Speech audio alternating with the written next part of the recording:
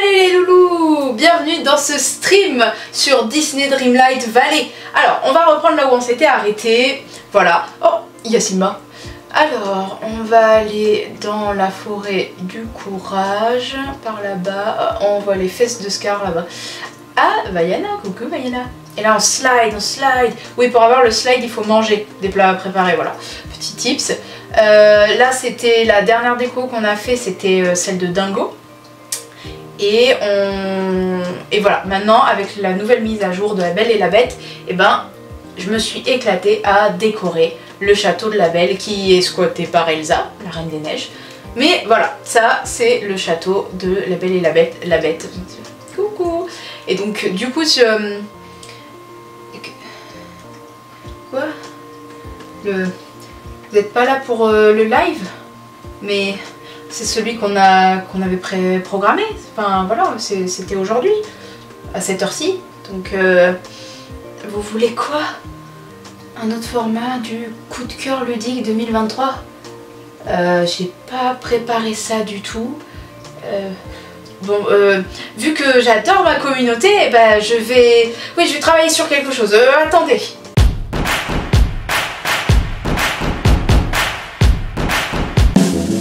Et veuillez accueillir Alice, la grande prestidigitateuse et ses 1000 microgames.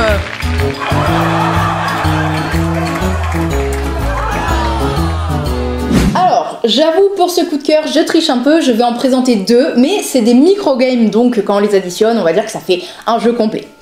Alors, on va commencer par Les bons comptes font les bons ennemis. C'est un jeu de duel par John Keane et magnifiquement illustré par Marty Cobb.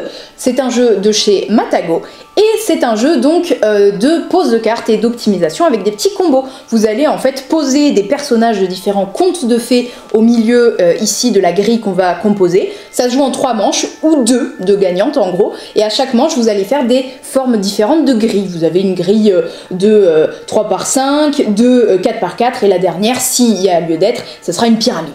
Voilà, on va avoir du coup chacun une petite réserve de cartes avec 2 personnages de départ et la pioche qui est affichée. Les personnages, ils sont en exemplaire unique, c'est juste qu'en fonction de votre couleur de personnage, vous prendrez le personnage côté rouge ou bleu. Voilà, moi je suis joueur bleu parce que le bleu c'est le plus joli. À votre tour, eh ben, vous allez pouvoir placer une carte sur la grille au milieu. Il faudra toujours qu'elle soit adjacente à une précédemment posée. Et après, eh ben, vous allez repiocher, etc., etc. Après, ce sera au prochain joueur. Et au fur et à mesure du jeu, vous allez essayer de créer des combos. Par exemple, ici, le petit cochon, il a plus 5 points si les 3 petits cochons sont connectés.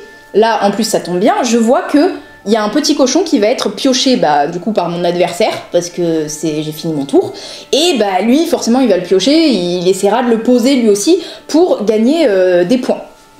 Sauf que c'est le détenteur de la carte qui a été posée qui marquera les points. Donc si lui il me pose le cochon rouge à côté de mon petit cochon, il m'aide moi, donc il va éviter de faire ça. Par contre ce petit cochon il a moins 5 s'il a le grand méchant loup. Ça tombe bien, c'est le joueur rouge qui a le grand méchant loup, donc il va éviter de se faire perdre des points à lui, donc il ira le placer ailleurs pour pas le mettre à côté de son petit cochon. On va continuer comme ça jusqu'à ce que toutes les cartes soient posées pour constituer la grille de cette manche. Vous avez après plein de petits personnages qui ont des twists et c'est ça qui fait la richesse du jeu. Vous avez, je crois que c'est la marâtre, que quand vous posez à côté d'une carte, et cette carte voisine se retourne sur la couleur opposée. Donc vous pouvez justement gratter les points si le petit cochon, vous étiez rouge, et hop, vous le changez en rouge celui d'à côté, donc c'était vous qui allez gagner les points.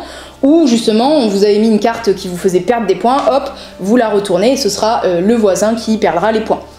Voilà, c'est à peu près tout, c'est vraiment un jeu minimaliste comme ils savent si bien le faire dans cette gamme de micro-games et c'est vraiment magnifiquement illustré. Voilà, c'était mon premier, je passe à la suite. Et donc, mon deuxième coup de cœur, mais dans un, ça va être Hiérarchie. Pareil, un microgame de chez Matago en duel, qui est par Hugo Kawamata et magnifiquement illustré par Daniel Ido. Alors, comme tout bon microgame, et lui encore mieux comme les bons comptes juste avant, c'est qu'il est ultra minimaliste, mais super riche. Vraiment, lui, c'est... Je me le fais à la chaîne, je l'adore. Et bien le but c'est juste d'être le premier à bloquer l'autre joueur en posant des cartes. Dès que l'autre joueur ne peut plus poser, vous avez de facto gagné. Bien évidemment, poser les cartes, il va avoir des contraintes. On va avoir 14 cartes dans le jeu qui sont toutes en exemplaire unique. Donc on a un assassin, un lépreux, un cerf, une tour, etc. etc. On se les distribue 7 chacun au hasard. Et donc du coup, un peu comme les bons comptes, vous avez le côté violet si vous jouez violet et le côté jaune doré si vous jouez, voilà, chacun sa couleur quoi. Du coup, les cartes que vous n'avez pas en main, vous connaissez ce qu'a l'autre, puisque de toute façon, vous avez un petit récap chacun de tous les personnages qui sont dans le jeu avec leurs petits pouvoirs et leurs chiffres. Pourquoi c'est important le chiffre? Ça va faire partie des contraintes de pause. On va avoir ici la petite carte centrale où on va pouvoir créer la ligne. Ici, il y a une défausse, quelques pouvoirs font défausser. À votre tour, vous êtes obligé de jouer une carte dans la ligne. Première contrainte, bon, premier joueur, il pose sa carte, très bien. Le prochain joueur devra, enfin l'adversaire, devra jouer une carte forcément avec un chiffre supérieur. Si déjà il peut pas, c'est mort. Mais il y a aussi des contraintes de pause, des fois en pouvoir de cartes. Donc vous allez avoir ici des petits textes, donc c'est vraiment 3-4 lignes en gros, et aussi un autre petit texte parfois en bas. Vous avez juste à lire, ça va vous donner des fois des conditions, par exemple, ne peut pas être joué s'il y a plus de 7 cartes dans la ligne, des choses comme ça.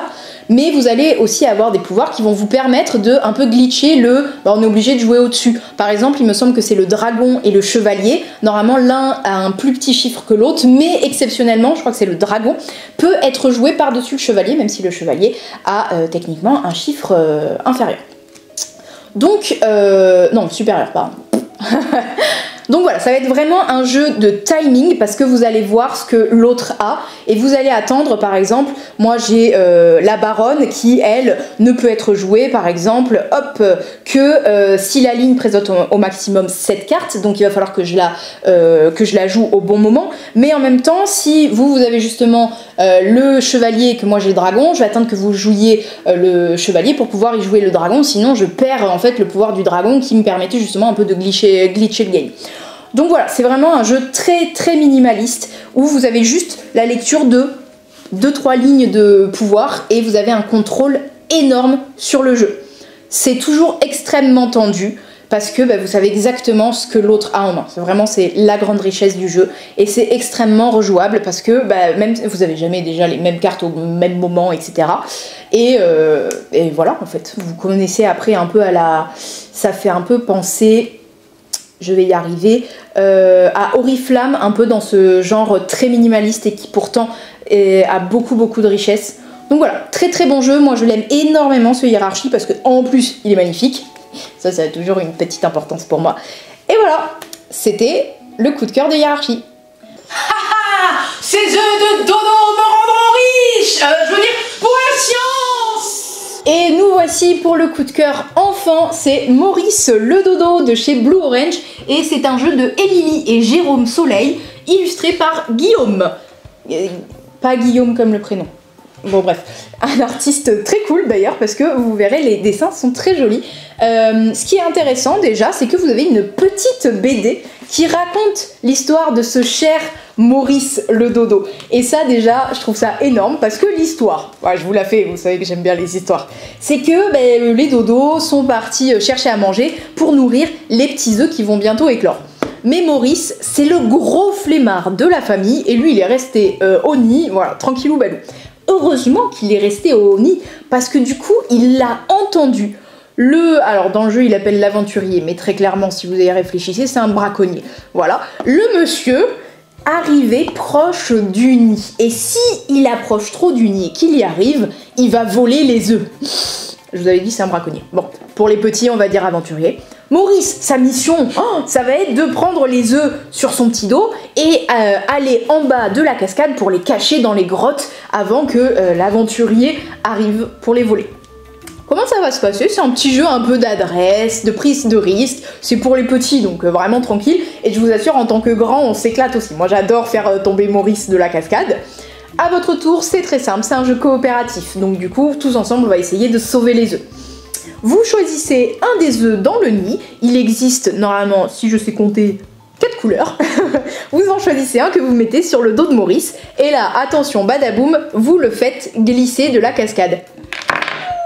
En fonction de la face de l'œuf quand vous arrivez en bas. S'il est face pas cassé, c'est trop cool, vous pouvez le ranger dans une des grottes avec un emplacement de la couleur associée. Donc vous le rangez et hop, Maurice y remonte. Je sais pas comment il remonte, sachant qu'un dodo ça vole pas, mais c'est pas grave. Il remonte à pied. Si par contre l'œuf est arrivé côté cassé, bon déjà ça tue un bébé dodo, c'est pas l'eau, mais l'aventurier va avancer jusqu'à la prochaine case de la couleur de cet œuf. Donc déjà, alors quand vous êtes tout petit, enfin avec des tout petits, vous allez prendre les œufs et vous dévaler la cascade juste pour le fun. Mais au fur et à mesure, vous allez pouvoir mettre un peu de stratégie en disant mais t'es sûr que tu veux essayer un jaune parce que s'il se casse, l'aventurier il va avancer, la prochaine case jaune elle est genre hyper loin.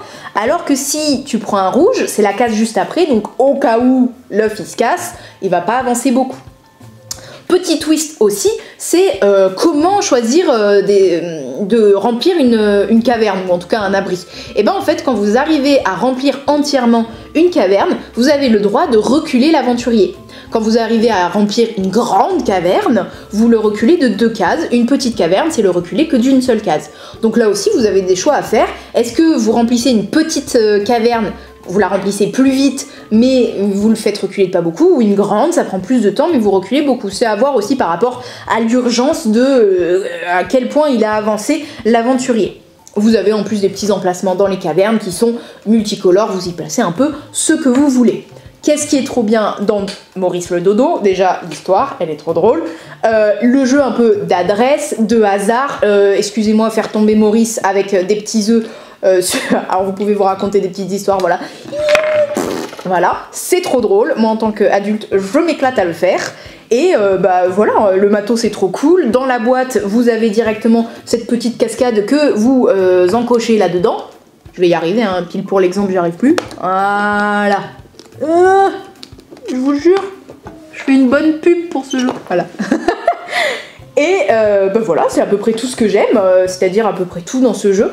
C'est un très bon jeu pour enfants et pour adultes. C'était Maurice le Dodo. Elle va rien comprendre quand ça va lui exploser au nez, celle-là.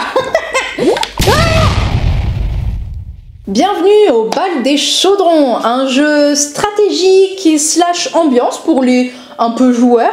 C'est par monsieur Eric Anderson Sunden, magnifiquement illustré, peut-être que certains l'auront reconnu, par Weberson Santiago, qui a entre autres aussi illustré Mont Fuji ou l'Auberge Sanglante. C'est un jeu de chez Bad Boon Games et AEG Studio. Et c'est un jeu en fait où on va essayer de faire exploser son voisin de droite et ne pas exploser à cause de son voisin de gauche. Donc en gros, vous allez avoir énormément d'interactions avec vos 2 voisins directs. C'est un jeu très dynamique qui peut se finir en 10 minutes, autant qu'en 30, en fonction de si vous arrivez à gérer un peu voilà, ce qu'on va vous refourguer et ne pas exploser. Comment ça va se passer? On va avoir notre paillage chacun avec un certain nombre d'ingrédients répartis sur les pistes adéquates. Ça va dépendre de votre mise en place de base. Déjà, vous avez plusieurs modules de difficulté, c'est très cool. Vous pouvez commencer déjà avec le niveau novice, où tout le monde aura la même mise en place, avec le même nombre d'ingrédients dans chaque ligne. Ligne. Ou alors avec des modules asymétriques, où vous aurez des mises en place différentes, en plus de petits pouvoirs de sorcière. Déjà, c'est plutôt cool. Comment ça va se passer? On va avoir un draft de cartes, donc chacun va avoir des cartes en main avec, en fait, ça va être des recettes de potions. On va en choisir une chacun, et on va passer notre paquet au voisin de gauche, et on va tous révéler en même temps notre potion, voilà, notre recette. On va avoir une carte divisée en 2 parties. Celle du haut, c'est l'ingrédient ou les ingrédients en fonction de ce que vous avez concocté, que vous allez récupérer de votre paillasse et que vous allez balancer en gros. Alors visuellement, vous pouvez le poser sur votre parchemin, hein, comme ça vous savez ce que vous avez utilisé. Et de la réserve, vous allez en fait poser dans votre petit chaudron l'ingrédient qui est indiqué en dessous. Il y a une petite flèche, ça c'est logique. Hop, et vous allez faire ça au fur et à mesure des manches, donc vous allez accumuler en fait des sorts. Donc au fur et à mesure, vous allez pouvoir vous débarrasser de plus d'ingrédients et en mettre plus dans les chaudrons. Donc une fois que vous avez fait vos petits micmacs dans vos chaudrons, vous passez votre chaudron au voisin de droite et Du coup, vous aurez récupéré son paquet de cartes comme je vous l'ai dit. Chacun va recevoir son petit chaudron rempli et vous allez être obligatoirement en train de les placer sur votre paillasse. Donc là, on m'a fait un cadeau de un rouge, un vert, un noir et un bleu. Comme vous pouvez le voir à l'image, chaque ligne a un nombre limité de petits carrés qu'il peut accueillir. Et bien le but, c'est de charger vos voisins là où les frises commencent à être pleines. Parce qu'en gros, dès que votre voisin doit placer un ingrédient que vous venez de lui transférer et qu'il ne peut pas, que ça dépasse, bah, tout ce qui dépasse, il va vous le passer, vous allez mettre dans votre petit cercle arcanique. Dès que vous en avez 5, fin de partie, vous avez gagné. Donc le premier à avoir réussi à faire exploser en gros 5 fois son voisin l'emporte. Ça va être tout un jeu de flux tendu parce qu'en gros, vous allez jouer des cartes de recettes qui vont vous permettre d'utiliser les carrés sur votre paillasse pour vider votre paillasse avant que l'autre il vous fasse exploser, mais en même temps qui vous donne accès à des ingrédients à mettre dans le chaudron qui sont pile les ingrédients pour bloquer l'autre. Vous voyez qu'il commence à être chaud en verre, vous allez essayer de faire plein de sorts qui font du verre pour pouvoir le bloquer et le faire exploser. Voilà, ça c'est le jeu de base. Après vous avez aussi les sortilèges qui ont des petits symboles d'arcane. En gros, dès que vous les jouez, vous pouvez avancer sur la petite piste d'arcane. Et quand vous passez des chiffres pairs, vous avez le droit d'activer un petit pouvoir en correspondance. Donc vous avez par exemple, vous videz plus d'ingrédients, en piocher plus et en donner plus à votre voisin, etc. etc. Voilà, c'est hyper dynamique, c'est très interactif, c'est vraiment très tendu, et des fois vous faites des alliances alors que bon bah le jeu il dit pas particulièrement d'en faire, mais vous avez le droit, avec votre voisin justement en disant bon vas-y donne-moi les bons ingrédients dans mon chaudron là, comme ça après je peux les utiliser pour faire un sort qui va défoncer l'autre. Nous on avait déjà fait ça parce que ma voisine ça faisait 3 fois qu'elle nous explosait tous, à la fin on a dit ouais, vas-y on va tout faire pour que elle au moins elle gagne pas.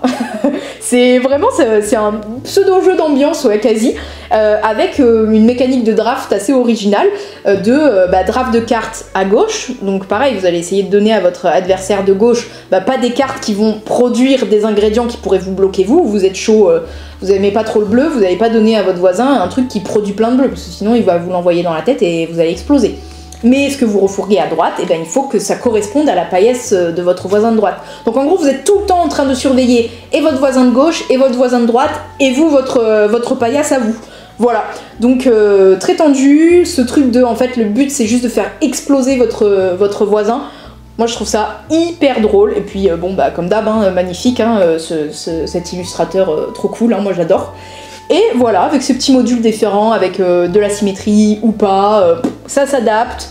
Moi j'adore le bal des chaudrons. On passe à la suite. Psst. Eh mec, tu veux des déchets? Je t'en fais un bon prix.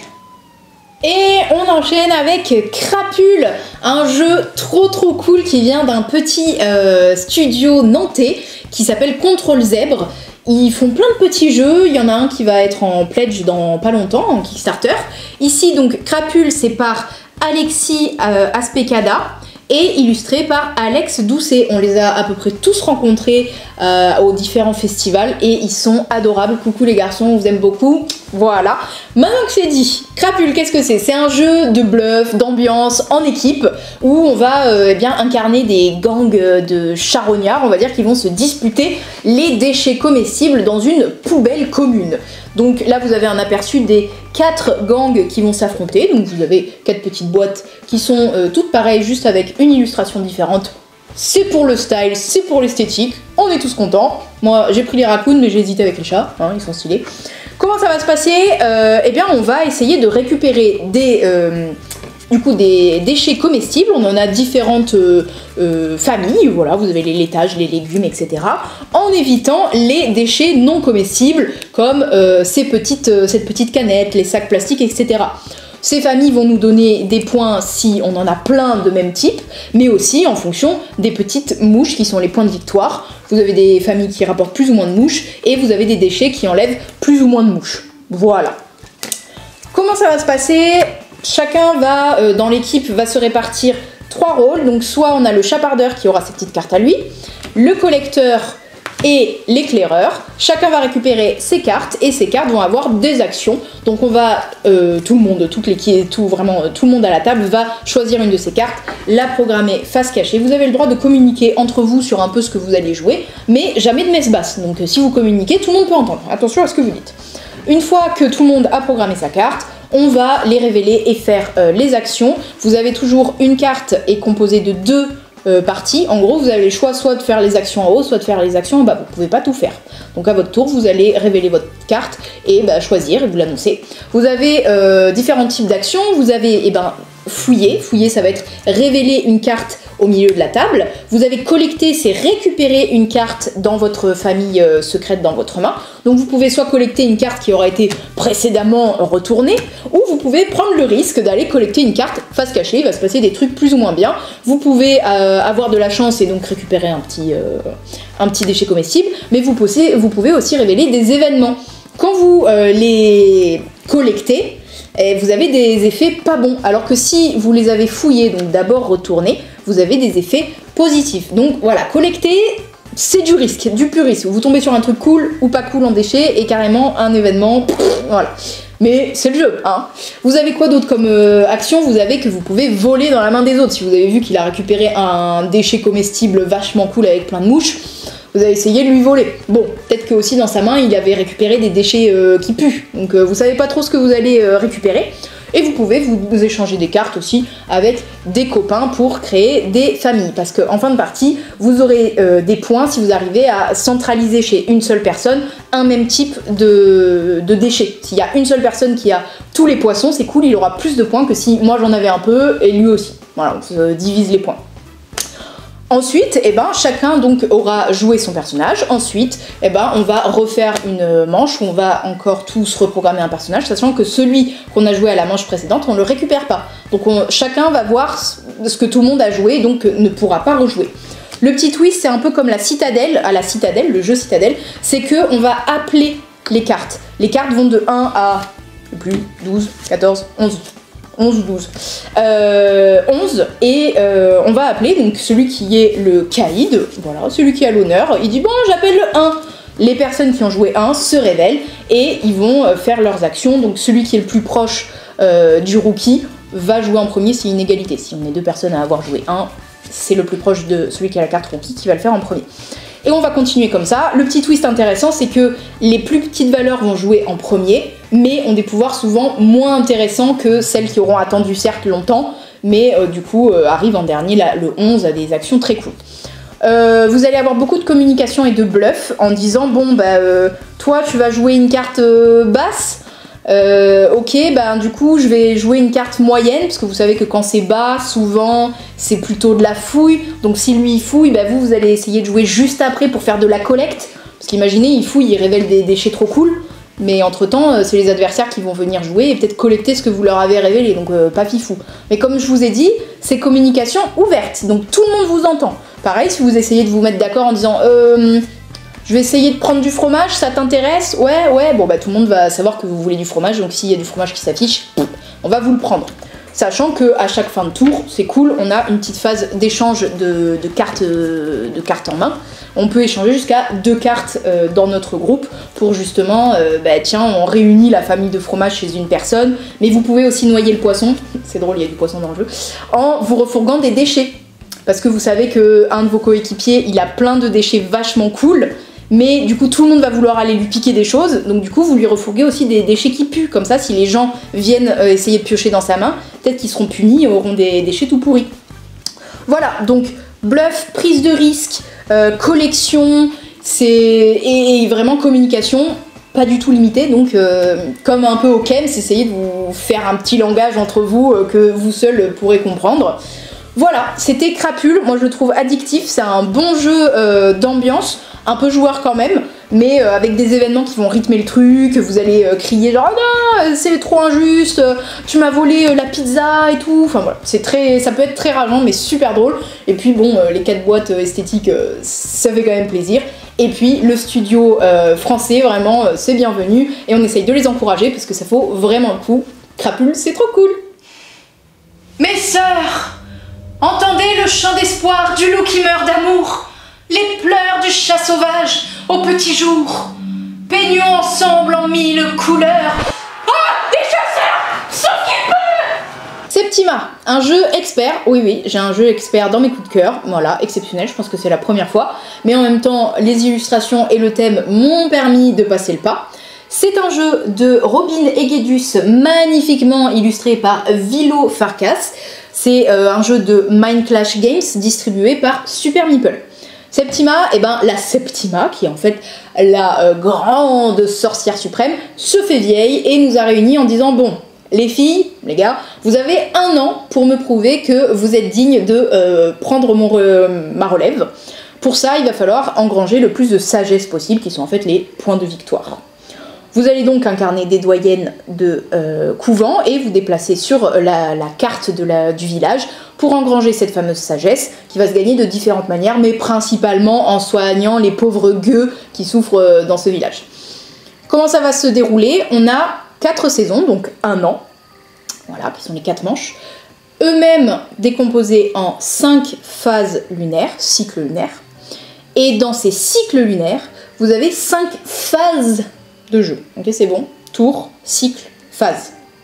Comment ça se passe? Donc, dans la première saison et le premier cycle, on va, chacun, première phase, programmer une carte action. On a tous les mêmes cartes action. On en programme une phase cachée, une fois que c'est fait, tout le monde les révèle et on va faire nos actions. Les actions, on va avoir se déplacer d'une petite intersection à une autre, collecter des ressources, crafter des potions, donc concocter des potions, soigner les gonzes, voilà, principalement c'est ça. Premier twist intéressant, c'est que bon, vous avez l'action qui est résumée en une ligne et demie, hein, c'est concis, c'est clair, mais si vous êtes plusieurs à avoir programmé la même action, on a accès au bonus d'harmonie, voilà, donc on a un pouvoir bien plus fort, mais par contre on a fait un rituel un petit peu trop bruyant, ce qui nous fait monter sur la piste de suspicion des chasseurs, qui eux, du coup dans la phase suivante, vont se déplacer pour essayer de vous choper. Ça va être le dé qui va définir de combien ils se déplacent. S'ils arrivent sur la même case que votre doyenne, vous avez une petite sorcière à vous. Et oui, on commence tous avec quand même 2 sorciers et sorcières dans notre couvent, sinon c'est un peu nul comme couvent. Et on en a une qui va au procès. Je vous explique le procès tout à l'heure. Une fois qu'on a fait avancer les chasseurs, on réinitialise la manche, le tour, pardon. Le tour, c'est le cycle lunaire. Et on avance dans le cycle lunaire. Ce cycle lunaire, à quoi il sert?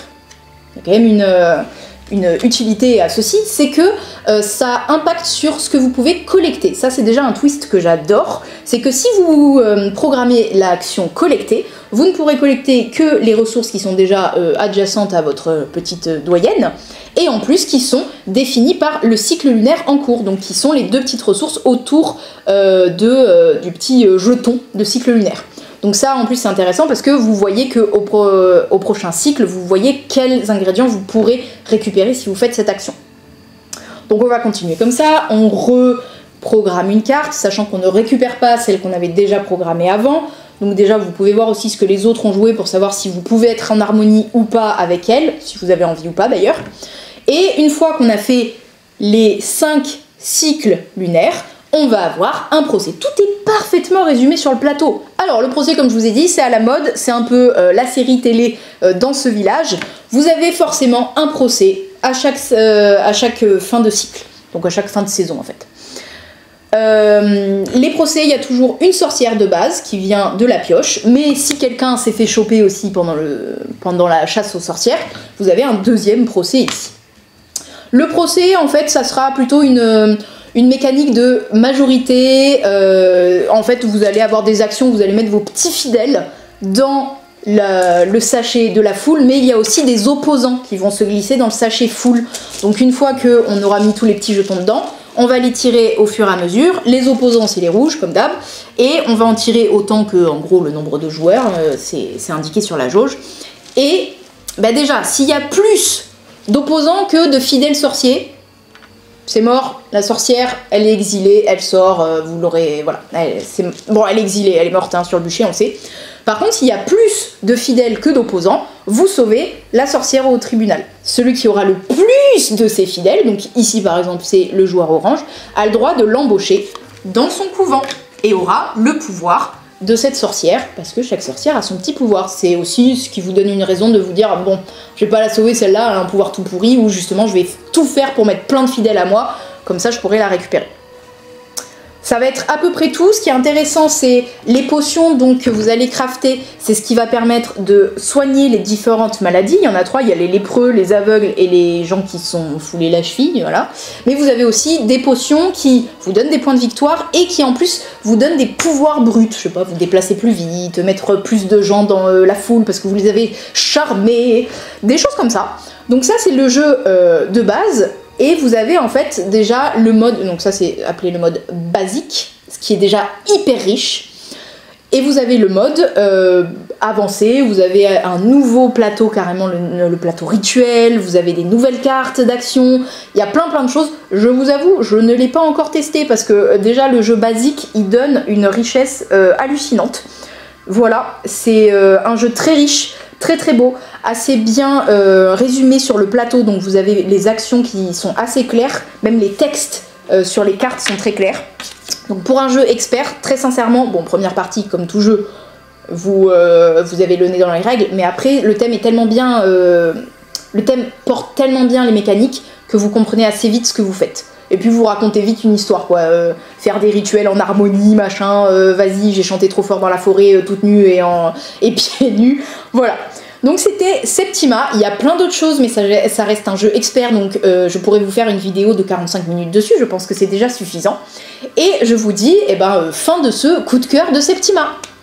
Et nous voici à la fin de mes coups de cœur ludiques 2023, on a une magnifique petite sélection ici. Alors on va avoir des petits thèmes communs, genre les sorcières. Chaque année il y a des petits thèmes récurrents, la nature. Là il y a eu Darwin, apparemment les sorcières aussi. Donc voilà, 2 jeux sorcières, un expert, l'autre plutôt ambiance mais chez les stratégiques.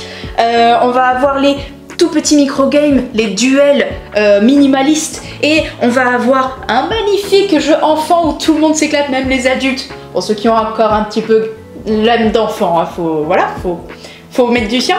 Et Crapule, ce jeu, mais alors qui associe plein de mécaniques trop bien, qui vient de pas loin, qui est produit ici par une bande de petits zigotos trop bien, et qui sont tellement adorables, qui m'ont fait une petite dédicace, voilà, ils sont beaucoup trop gentils. Et regardez, ils nous ont même envoyé ce petit magnète avec mes 2 clans favoris.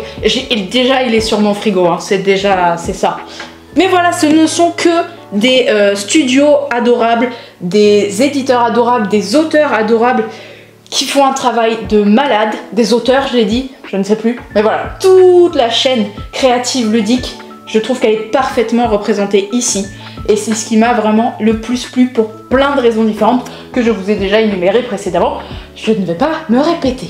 Voilà, c'était donc ma sélection de coups de cœur ludiques 2023.